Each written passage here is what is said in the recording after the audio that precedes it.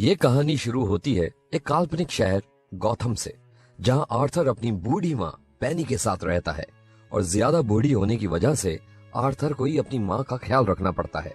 इसके बाद हम देखते हैं कि आर्थर एक जोकर है और अपनी रोजी रोटी चलाने के लिए जगह जगह जोकर बनकर परफॉर्म करता है। और जब एक दिन आर्थर ऐसी किसी एक जगह पर परफॉर्म कर रहा था, तभी हम देखते हैं कुछ बच्चे आकर उसके हाथ से एक बोर्ड को चुरा लेते हैं। जिसके बाद आर्थर उन बच्चों का पीछा करता है और थोड़ी देर बाद आर्थर को अपने पीछे भागने के बाद वो बच्चे उसे खूब मारते हैं, साथ में वो उसका बोर्ड भी तोड़ देते हैं। इतनी मार खाने के बाद आर्थर एक निशुल्क सेवा केंद्र में अपना इलाज कराने पहुंचता है, जहां हमें पता चलता है कि उसे एक न्यूरोलॉजिकल डिसऑर्डर है, जिसकी वजह से उसकी हंसी कंट्रोल नहीं हो पाती है और किसी भी सिचुएशन में वो अपने आप हंस देता है। और इसी डिसऑर्डर का इलाज कराने वो उस सेवा केंद्र में जाता है, क्योंकि वहां उसे सारी दवाइयां फ्री में मिल जाती है। अपनी दवाई लेकर आर्थर अपने घर पहुंचता है, जहां हम देखते हैं पैसों के मामले में उसके घर की हालत ठीक नहीं है। और ये हाल सिर्फ आर्थर का ही नहीं, बल्कि इस चीज से गौतम शहर के ज्यादातर लोग परेशान हैं।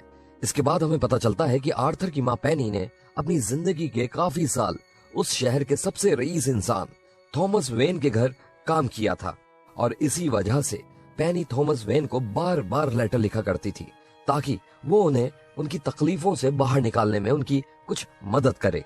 लेकिन पेनी के एक भी लेटर का जवाब उसे आज तक नहीं मिला था। इसके बाद हम देखते हैं कि गौतम शहर में एक लाइव टीवी शो आता है, जो कि पूरे गौतम शहर में बहुत पॉपुलर है। और इस शो में लीड है मरी फ्रैंकलिन, जिन्हें आर्थर भी बहुत पसंद करता है। और इसी वजह से आर्थर एक बार इस शो में भी गया था, जहां वो पहली बार अपने आइडल मरी से मिल पाया था। इसके बाद अगले दिन की सुबह होती है और हम देखते हैं कि आर्थर ऑफिस में अपने सारे कलीग्स के साथ काम पर जाने के लिए तैयार हो रहा है कि तभी वहां उसका एक कलीग रैंडल उसे आकर सेल्फ डिफेंस के लिए एक गन देता है, क्योंकि उसे पता था कि उन बच्चों ने उसके साथ क्या किया था।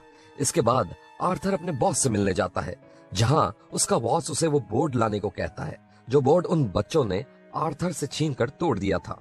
और अगर आर्थर वो बोर्ड वापस नहीं ला पाया तो उसके पैसे उसकी सैलरी से ही कटेंगे। ये बात सुनकर आर्थर बहुत गुस्सा हो जाता है और अपना काम खत्म करने के बाद आर्थर अपने अपार्टमेंट में जाता है, जहां जाते जाते उसे एक सिंगल मदर सोफी मिलती है, जो उसके साथ वाले अपार्टमेंट में ही नई नई शिफ्ट हुई थी। अब रात को आर्थर अपनी नई नई गन से खेल रहा था, तभी मजाक मजाक में उससे अपने घर में ही गोली चल जाती है, जिससे वो बहुत डर जाता है। इसके बाद हम देखते हैं कि आर्थर सोफी का पीछा करता है और जहां जहां वो जाती है वो उसके पीछे पीछे जाता है। जिसके बाद उसी रात को सोफी उसके अपार्टमेंट में उससे मिलने आती है, जहां वो उससे पूछती है कि क्या वो आज उसका पीछा कर रहा था, जिसके जवाब में आर्थर उसे सब कुछ सच सच बता देता है। और यहाँ से उन दोनों की बातें होना शुरू हो जाती हैं। जिसके बाद आर्थर उसे अपने स्टैंड अप कॉमेडी शो के लिए इनवाइट करता है। इसके बाद अगले दिन की सुबह होती है और हम देखते हैं कि आर्थर एक हॉस्पिटल में बच्चों के लिए परफॉर्म कर रहा था कि तभी वहां परफॉर्म करते करते उसकी पैंट से वो गन बाहर गिर जाती है और वहां मौजूद सभी लोग उस गन को देख लेते हैं। लेकिन आर्थर के बॉस को ये बात बिल्कुल पसंद नहीं आती है, जहां वो आर्थर को बताता है कि रैंडल ने उसे बताया कि उसने वो गन रैंडल से पिछले हफ्ते ही खरीदी है। जिसके बाद आर्थर का बॉस आर्थर को नौकरी से निकाल देता है। इसके बाद आर्थर जोकर का मेकअप उतारे बिना ही मायूस होकर ट्रेन से अपने घर वापस जा रहा था कि तभी वहां ट्रेन में 3 लड़के मिलकर एक लड़की को छेड़ रहे थे, जिन्हें देखकर आर्थर एकदम से हंसना शुरू कर देता है, जहां उसके डिसऑर्डर की वजह से वो अपनी हंसी रोक नहीं पा रहा था, जिसकी वजह से वो तीनों लड़के उस लड़की को छोड़कर आर्थर को पीटना शुरू कर देते हैं। और तभी आर्थर अपनी बंदूक निकालकर उनमें से 2 लोगों को वहीं शूट कर देता है, और जबकि तीसरा लड़का वहां से भाग जाता है। जिसके बाद आर्थर उसका पीछा करता है और फाइनली उसे पकड़कर अपनी सारी बची गोलियां उसकी बॉडी में उतार देता है। जिसके बाद आर्थर वहां से भाग जाता है और वहां से दूर जाकर एक वॉशरूम में खुद को लॉक कर लेता है, जहां हम देखते हैं कि आर्थर उन सभी को मारने के बाद बहुत खुश था और उसे उन्हें मारने से बहुत खुशी मिली थी। अब अगले दिन की सुबह होती है और हम देखते हैं कि उन तीनों लोगों की मौत की खबर टीवी पर दिखाई जा रही थी। और तभी टीवी पर थॉमस वेन आता है, क्योंकि वो तीनों लोग उसी की ही कंपनी में काम किया करते थे। अगले दिन आर्थर अपनी दवाइयां लेने जाता है, जहां उसे पता चलता है कि शहर में मंदी होने की वजह से उस सेवा केंद्र की फंडिंग को बंद कर दिया गया है, जिसकी वजह से अब वो सेवा केंद्र बंद होने वाला है और आर्थर को भी अब अपनी दवाइयां फ्री में नहीं मिल पाएंगी। इसके बाद आर्थर अपने सब दुख भुलाकर अपने स्टैंड अप कॉमेडी शो में परफॉर्म करने जाता है, जहां उसने सोफी को भी बुलाया हुआ था। लेकिन जैसे ही आर्थर वहां अपनी परफॉर्मेंस शुरू करता है, उसे तभी वहां हंसी आ जाती है, जिसके बाद वो अपने डिसऑर्डर के कारण पूरे शो में बस हंसता ही जाता है।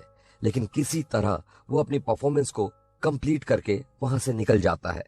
ये सब होने के बाद आर्थर अपने घर पहुंचता है, जहां पहुंचकर वो पहली बार अपनी माँ का लेटर पढ़ता है, जो वो हमेशा थॉमस वेन को भेजा करती थी, जिसे पढ़कर उसे पता चलता है कि उसके असली पिता थॉमस वेन है। जिसके बाद वो अपनी माँ पर बहुत गुस्सा हो जाता है। इसके अगले दिन आर्थर थॉमस वेन से मिलने उसके घर जाता है, जहां उसे सबसे पहले ब्रूस वेन मिलता है, जो कि थॉमस वेन का बेटा था। जिसके बाद वो ब्रूस को खुश करने के लिए वहां कुछ अपनी परफॉर्मेंस करके दिखाता है। लेकिन तभी वहां उस घर का बटलर एल्फ्रेड आ जाता है और आर्थर को पुलिस की धमकी देकर वहां से भगा देता है। घर पहुंचकर आर्थर देखता है कि उसकी माँ को एक स्ट्रोक आया था, जिसकी वजह से उसकी माँ को हॉस्पिटल ले जाया जा रहा था। हॉस्पिटल पहुंचकर हम देखते हैं कि वहां पैनी का इलाज चल रहा था, जहां आर्थर को हिम्मत देने सोफी भी आई हुई थी। तभी वहां टीवी पर आर्थर मूरी के शो को देखता है, जहां मूरी आर्थर की उसी स्टैंड अप परफॉर्मेंस का मजाक उड़ा रहा था, जहां आर्थर अपनी हंसी कंट्रोल नहीं कर पाया था। अपनी आइडल से ही अपनी बेइज्जती होते देख आर्थर उस समय गुस्से से भर जाता है।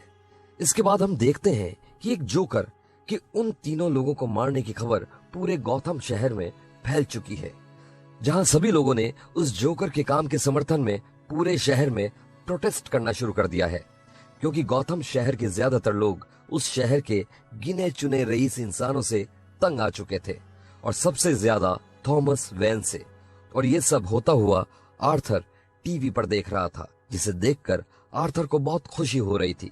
इसके बाद आर्थर एक मूवी थिएटर के बाहर पहुंचता है, जहां बहुत सारे लोग जोकर के मास्क डालकर प्रोटेस्ट कर रहे थे, क्योंकि उस थिएटर में गौतम शहर के ज्यादातर अमीर इंसान मौजूद थे, जिनमें से एक थॉमस वेन भी था। तभी आर्थर पीछे के रास्ते से होता हुआ थिएटर में घुस जाता है और अंदर पहुंचकर वो थॉमस से जाकर मिलता है, जहां वो थॉमस से कहता है कि वो उसका बेटा है। जिसके बाद थॉमस उसे कहता है कि ये सब झूठ है और उसकी माँ की दिमागी हालत शुरू से ही खराब थी, और साथ में वो पैनी का असली बेटा भी नहीं है, बल्कि उसे तो पैनी ने अडॉप्ट किया था। थॉमस की कही एक भी बात पर आर्थर को यकीन नहीं होता है। इसके बाद आर्थर इसी कंफ्यूजन के साथ अपने घर जाता है, जहां उसे मूरी की टीम से एक कॉल आता है और उसे पता चलता है कि मूरी ने उसे अपने शो में बुलाया है, जहां जाने के लिए आर्थर मान जाता है। इसके अगले दिन आर्थर अपनी माँ की मेडिकल हिस्ट्री जानने के लिए आर्खम स्टेट हॉस्पिटल जाता है, जहां अपनी माँ की मेडिकल हिस्ट्री पढ़कर उसे पता चलता है कि सच में पैनी ने उसे अडॉप्ट किया था, और साथ में आर्थर को यह भी पता चलता है कि उसकी माँ का एक बॉयफ्रेंड था, जो कि उसे और उसकी माँ को बहुत मारा करता था। उसी इंसान ने एक बार आर्थर के सिर पर इतनी जोर से मारा था कि उसका दिमाग परमानेंटली डैमेज हो गया था, और उसी वजह से आर्थर को वो न्यूरोलॉजिकल डिसऑर्डर हुआ था, जिसके कारण उससे अपनी हंसी कंट्रोल नहीं हो पाती है। इसके बाद आर्थर सोफी से मिलने उसके अपार्टमेंट में पहुंचता है, जहां सोफी उसे देखकर ऐसे रिएक्ट कर रही थी कि जैसे आर्थर उसके लिए कोई अजनबी हो। और तब आर्थर को समझ में आता है कि आज तक जो भी पल उसने सोफी के साथ बिताए थे, वैसा कुछ भी असलियत में नहीं हुआ था, बल्कि वो सब चीजें तो उसके दिमाग का बनाया हुआ एक धोखा था। अब अगले दिन आर्थर अपनी माँ से मिलने हॉस्पिटल जाता है, जहां वो गुस्से में आकर अपनी माँ की सांस रोककर हत्या कर देता है। इसके बाद आर्थर अपने घर जाता है, जहां हम देखते हैं कि वो ये सब करने के बाद बहुत खुश है और अपना जोकर का मेकअप लगाकर और अपने बालों को हरा कलर करके मूरी के शो में जाने के लिए तैयार हो रहा है कि तभी उसके अपार्टमेंट में उससे मिलने उसके पुराने कलीग्स रेंडल और गैरी आते हैं। लेकिन तभी एकदम से आर्थर रेंडल पर हमला कर देता है और उसकी बर्बरता से हत्या कर देता है, और यह सब देखकर गैरी बहुत डर जाता है और आर्थर गैरी को वहां से सुरक्षित जाने देता है, क्योंकि गैरी ने कभी भी काम पर उसका मजाक नहीं उड़ाया था। इसके बाद आर्थर तैयार होकर अपने घर से निकल जाता है, लेकिन तभी वहां 2 पुलिस के जासूस आ जाते हैं और आर्थर का पीछा करने लगते हैं, क्योंकि उन्हें आर्थर पर शक था कि उसने ही उस ट्रेन वाली वारदात को अंजाम दिया है। उनसे दूर भागते भागते आर्थर वहां एक ट्रेन में चढ़ जाता है, जिस ट्रेन के सभी लोगों ने जोकर का मास्क पहना हुआ था, क्योंकि अब पूरा शहर उस जोकर के समर्थन में उतर आया था। लेकिन जैसे ही वो ट्रेन वहां से जा रही थी कि तभी वो दोनों जासूस भी उसमें चढ़ जाते हैं, जिसके बाद वो दोनों आर्थर को ढूंढना शुरू कर देते हैं। और जब उनमें से एक जासूस उस ट्रेन की भीड़ को काबू करने की कोशिश कर रहा था, और तभी उससे वहां गलती से गोली चल जाती है, जिसकी वजह से वहां एक इंसान की मौत हो जाती है। जिसके बाद उस ट्रेन की सारी भीड़ उन्हें ट्रेन से बाहर निकालकर पीट पीट के मार देती है, और आर्थर उन्हें मरता हुआ देखकर खुशी खुशी वहां से चला जाता है।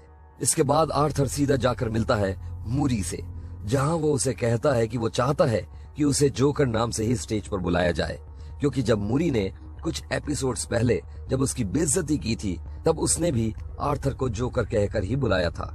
अब थोड़ी ही देर बाद आर्थर को स्टेज पर जाना था, लेकिन आर्थर गुस्से से भरा हुआ था, क्योंकि मूरी ने उसकी बेइज्जती की थी। इसके बाद आर्थर को उस लाइव शो में बुलाया जाता है, जहां शुरू में तो आर्थर सबसे अच्छे से बात कर रहा था, लेकिन अब धीरे धीरे आर्थर का गुस्सा बढ़ता जा रहा था। और तभी आर्थर लाइव टीवी पर यह बता देता है कि उस ट्रेन में उन 3 लोगों को उसने ही मारा था। जिसके बाद आर्थर मूरी से कहता है कि इस शहर का कोई भी इंसान अच्छा नहीं है, सब एक दूसरे का मजाक उड़ाते हैं। और उसने भी आर्थर का मजाक उड़ाने के लिए ही उसकी स्टैंड अप वीडियो सबको दिखाई थी। और यही नहीं, बल्कि आज उसने आर्थर को अपने शो पर भी इसीलिए ही बुलाया है, क्योंकि वो उसका फिर से मजाक उड़ाना चाहता है। और जब आखिर में मूरी आर्थर को पुलिस बुलाने की धमकी देता है, तभी आर्थर उसे उसी के लाइव शो के बीच में ही गोली मार देता है, जिसकी वजह से मूरी की ऑन द स्पॉट मौत हो जाती है। और अब उस स्टूडियो में अफरा तफरी मच जाती है और सब लोग इधर उधर भागना शुरू कर देते हैं, क्योंकि ये शो लाइव हो रहा था। तो कुछ ही समय में ये बात पूरे गौथम शहर में पता चल जाती है, जिसके थोड़ी ही देर बाद पुलिस आर्थर को वहां से ले जाती है। अब आर्थर को पुलिस अपनी गाड़ी में पकड़कर ले जा रही थी, और तभी रास्ते में आर्थर देखता है कि उसके बारे में जानने के बाद पूरे शहर में दंगे फैल चुके हैं। लोग दुकानें लूट रहे हैं, पब्लिक प्रॉपर्टी को आग लगा रही है, और हर जगह बर्बादी ही बर्बादी हो रही है। लेकिन ये सब देखकर आर्थर को बहुत खुशी मिल रही थी। और तभी एक एम्बुलेंस आकर आर्थर की कार को टक्कर मार देती है, जिसके बाद कुछ लोग आकर आर्थर को बेहोशी की हालत में उस गाड़ी से बाहर निकालते हैं, और सारी भीड़ आर्थर की कार को चारों तरफ से घेर लेती है।